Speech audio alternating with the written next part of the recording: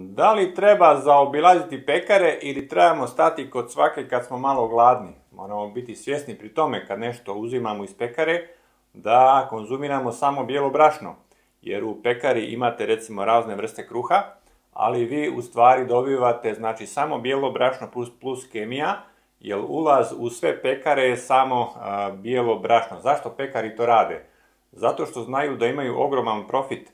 Jer bijelo brašno, odnosno bijeli kruh možemo jesti koliko hoćemo, znači jednostavno tijelo ga se ne može zasititi, znači jako je fino za nepce, a isto tako znači oni jako dobro znaju kad bi jeli pravi neprosijani crni kruh kao što ja jedem, znači meni je dovoljno jedan recimo mali kruh od pola kile tjedno, znači jedan obrok recimo 2-3 male šnitice, zbog toga što tijelo se jako brzo znači zasiti neprobavljivim vlaknima i tijelo jednostavno ima ograničenu količinu koliko može znači jesti pravog crnog kruha.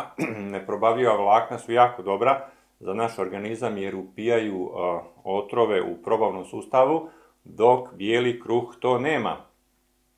Isto tako znači tijelo ne razlikuje bijelo brašno od čistog bijelog šećera i ono se u našem tijelu znači pretvara u najštetnije masnoće.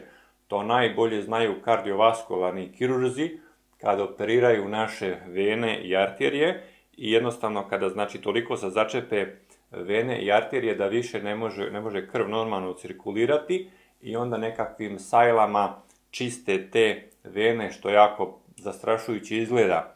Znači dok jedemo, dok konzumiramo pravi crni kruh uz obrok, moramo biti svjesni da u njemu ima puno više religije nego što mi to možemo i zamisliti.